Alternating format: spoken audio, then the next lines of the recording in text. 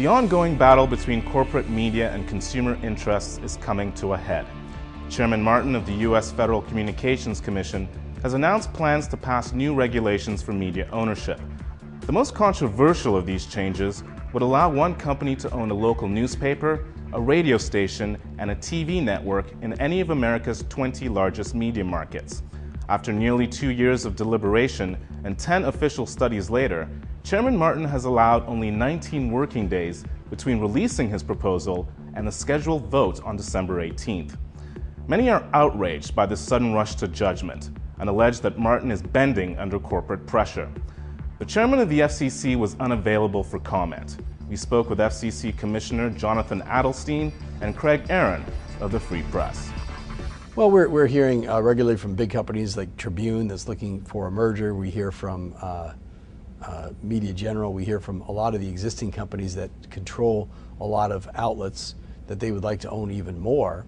So these are already very well-heeled companies that are strong with big national lobbying shops, and they come here and they say, we're big, but we want to get bigger. And they don't always come up with a good rationale. They say, oh, we're hurting.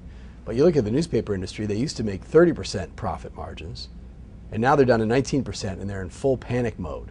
He's all of a sudden in this headlong rush to get these new rules pushed through by the end of the year, and I think there are a couple of reasons for that. One is a lot of intense lobbying coming from companies like the Tribune Company, the owner of the Chicago Tribune and the Los Angeles Times, and a number of more than 20 television stations across the country, as well as other holdings.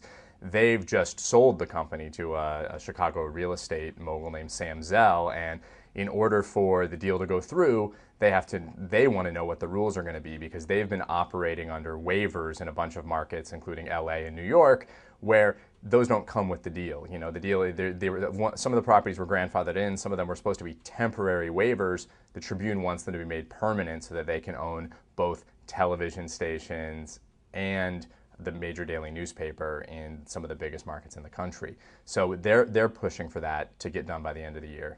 These rule changes are part of a process that started in 2004, when the FCC passed similar deregulations that were quickly overturned by the courts. We spoke with Andrew Schwartzman, a lawyer who argued against the FCC in that case. In June 2004, the U.S. Court of Appeals in Philadelphia ruled that the FCC had acted improperly when it attempted to lift most of its broadcast ownership rules. The court told the FCC to try again, but to this time examine the rules without putting a thumb on the scales, giving it a fair shake, not having a presumption in favor of deregulation. In a New York Times op-ed, Chairman Martin argues that allowing cross-ownership is necessary to save the so-called dying newspaper industry, with its average circulation down 2.6% in the last 6 months. He also claims that the current rules written in the 1970s are outdated and fail to account for the diversity that new mediums provide. Even though there's 300 channels on satellite and cable, there's still less diversity than there used to be, because so few companies control so many of those channels, and particularly the ones that people tend to watch. There's just 5 or 6 companies in America that dominate the media landscape, the giant multinational conglomerates. So there may be a lot of different voices, but they're coming from the same ventriloquist. What we need is to enhance diversity, to make sure there are as many voices as possible, so that people can make up their own minds about decisions of the day. Now, if we allow newspapers to buy up local media outlets, there's going to be a voice lost in that community. There's going to be less diversity.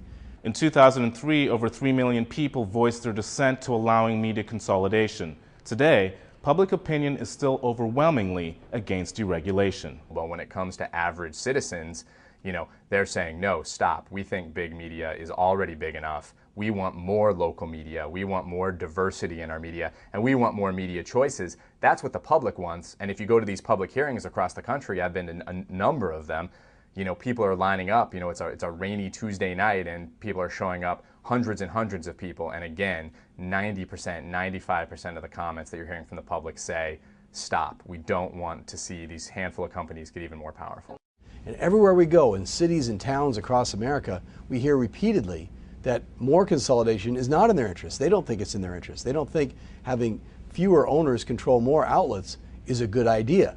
So why is it that some here in Washington inside the Beltway think somehow we know better what's in the public interest than the public does itself?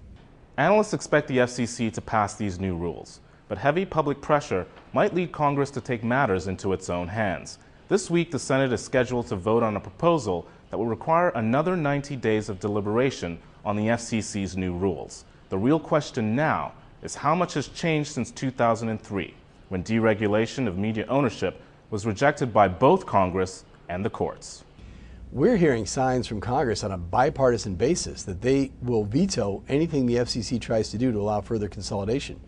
I don't know why we're beating our heads up against the wall and going through all the pain and suffering that it takes to go through this regulation when we know at the end of the day it's going to get rejected by Congress.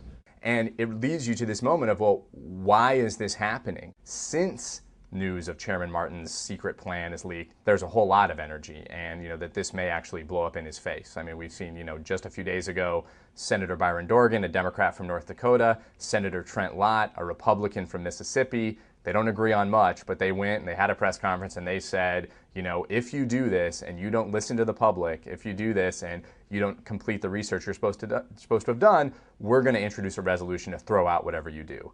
We've introduced legislation. We will also try in other ways to see if we can block this, because this is announcing a rule in November, driving it through by December 18th. That is an abrogation of all standards that would allow the American people to weigh in. In almost every case, you have 60 to 90-day comment periods on significant rule changes. The chairman is not wise to try to jam this thing down the throats of the American people at this point. And that threat has real teeth, because that's exactly what they did in 2003, the last time the Republican majority at the FCC tried to do this.